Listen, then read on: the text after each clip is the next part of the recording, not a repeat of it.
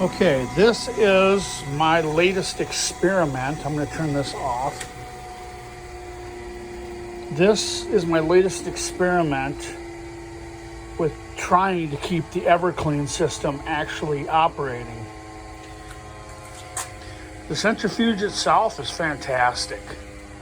The pump, well, the pumps suck. And this one here kind of works. And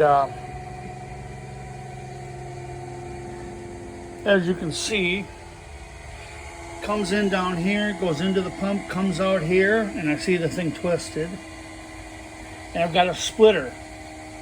Part of it's coming up the centrifuge here. The other part has a bypass that goes up here to a bulkhead and just jumps back in the saw.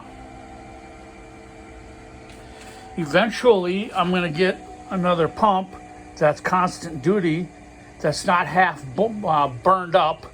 This one is half burned up. I took the first one of these I got to a shop, a highly regarded shop, and they said that this pump is not adequate for the application in which it's being used. Apparently the oil produces too much pressure with the valve on there that, to control the flow, and it blows past the bearings. It gets up inside the motor, and then it burns up the motor. You should have seen what the inside of that motor looked like when they took it apart. It was ugly.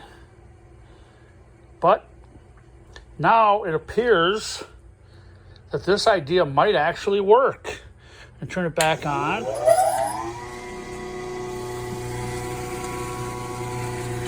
And you can see over here that it's bypassing a little bit. I'm going to get a flashlight. See that? A little bit's coming out there, coming out here. This is actually the rate that I like. It might be a little slow for some people, but I get a lot of oil clean. Matter of fact, I just noticed this oil is coming out clean now. I just cut up a bunch of coquina jasper and it was ugly. I mean, it was like blood in here. And so